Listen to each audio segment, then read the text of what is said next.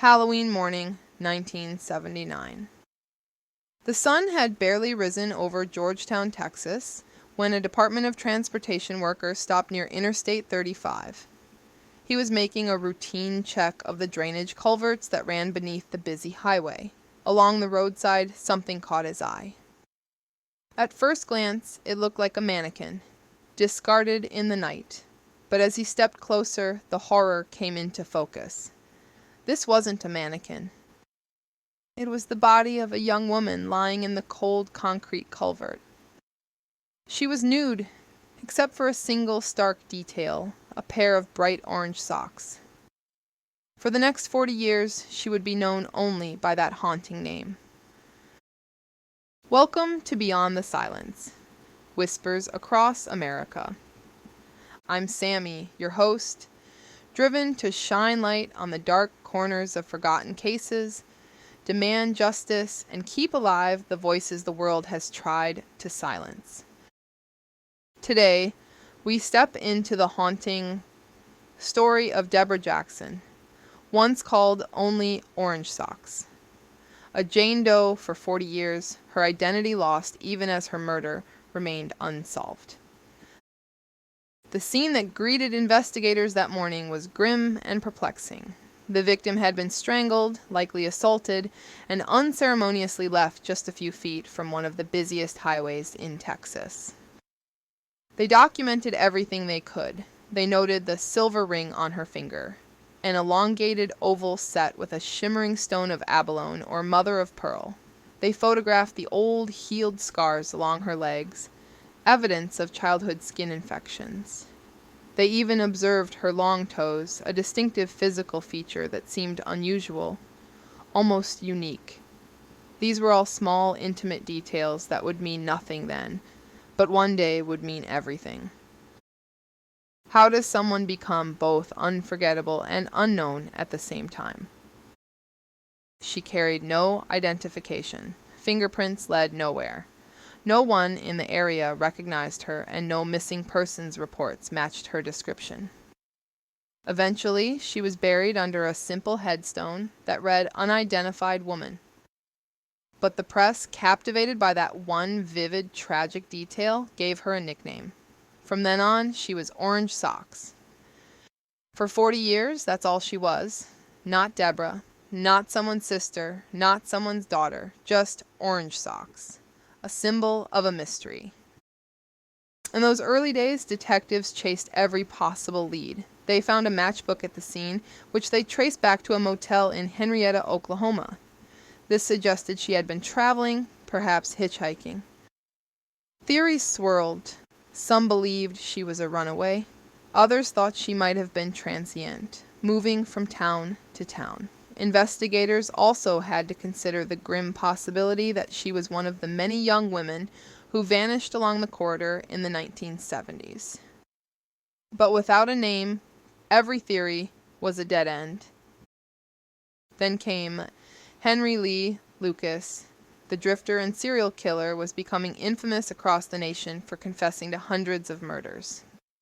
In 1984, Lucas was brought to Williamson County, and he confessed to killing the young woman in the orange socks. To bolster his claim, he even drew a map that seemed to match the location where her body was found. Based on this confession, Lucas was convicted and sentenced to death. For a while, the case of Orange Socks was officially considered closed. But the cracks in his story were obvious from the start. Lucas confessed to murders he couldn't have possibly committed, sometimes claiming to be in multiple states on the same day. He later recanted his confession to the Orange Socks murder. Investigators eventually realized that Lucas was a pathological liar who often parroted details fed to him by police, enjoying the attention and the small comforts, like milkshakes and better meals, that came with his cooperation. Despite the overwhelming doubt, the conviction stood for years. What does justice mean when it's built on lies? Meanwhile, the woman in the orange socks remained nameless, her headstone a stark reminder of her lost identity. Her case file, officially closed, sat in cold case storage. Detectives moved on, new cases piled up, and the decades passed. But she wasn't truly forgotten. For some, she became a haunting local legend. The bright socks in a dark culvert, a symbol for every Jane Doe left without a name and without a voice. For her family, though, the tragedy was worse. They never knew she was gone. Debra Louise Jackson was born in 1956 in Abilene, Texas. She grew up as one of several children in a modest, working-class family. Friends and relatives remembered her as fiercely independent, sometimes restless, and absolutely determined to live life on her own terms. She was warm and social, easily drawn to people, though her independent streak meant she sometimes kept her own family at a distance. In 1977, at the age of 21, she left home. It wasn't unusual for her to go off on her own for long stretches of time, so her family didn't panic. They never filed a missing persons report. They simply assumed she was out there somewhere, living her life and carving her own path, and that she would reconnect when she was ready. But she never came back. In those missing years, Debra's path has been partially pieced together. She worked for a time at a Ramada Inn in Amarillo, a hotel that was later renamed the Camelot Inn. She also held a job at an assisted living facility in Azle, Texas, called Vermont. Her co-workers remembered her as friendly and a hard worker, and they remembered that silver ring with the delicate stone. It was something she liked enough to wear every day. But somewhere between 1977 and that fateful night in 1979, her trail went cold. She drifted out of contact with family and friends, moving along highways and through Texas towns, until her life came to a violent end on the side of I-35. In 2018, nearly 40 years after her death, a new generation of cold case investigators decided to take another look. They partnered with the DNA Doe Project, a nonprofit organization that specializes in the revolutionary field of forensic genealogy. Using old evidence that had been carefully preserved, scientists managed to extract a DNA sample, which was then compared to public genealogy databases.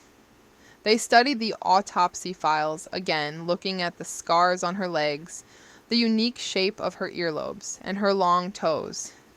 Piece by piece, a life began to emerge from the shadows. Then, in August 2019, the official announcement came. Orange Socks was finally identified as Debra Louise Jackson. For her surviving family, the news was a storm of conflicting emotions. There was relief that after 4 decades of wondering, they finally knew what had happened to her. But that relief was paired with profound grief. Grief that she had been murdered, and a heavy sorrow that they had not realized she was gone all that time. Her brother described the shock, the sadness, and the strange comfort of at last having her name back. She wasn't a Jane Doe anymore, she was Debra. Still, the story doesn't end there. During the DNA testing, investigators made another critical discovery. They found male DNA under her fingernails. It was a trace left behind by her killer, likely from Debra fighting for her life. But the sample was too weak and degraded after so many years to build a complete profile for comparison.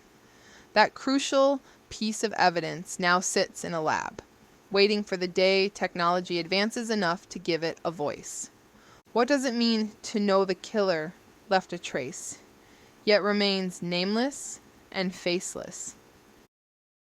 Today, Debra Jackson's grave no longer reads unidentified woman. Her name is there, etched in stone. She is remembered now as more than a nickname, more than a pair of socks. She was a daughter, a sister, a woman who loved, who worked, who lived. Her killer, however, remains unknown. Will persistence, science, and memory finally bring justice for Debra? Or will her story remain one of Texas's most haunting mysteries, forever marked by those bright orange socks? The questions remain, and the search continues Because every lost soul deserves answers, and every story deserves to be heard. What do you believe happened? Share your thoughts, because sometimes the smallest detail can spark the biggest breakthrough. For more stories like this one, be sure to listen to Beyond the Silence, Whispers Across America. You can read stories like this on our Facebook page, and you can find the podcast on all popular platforms.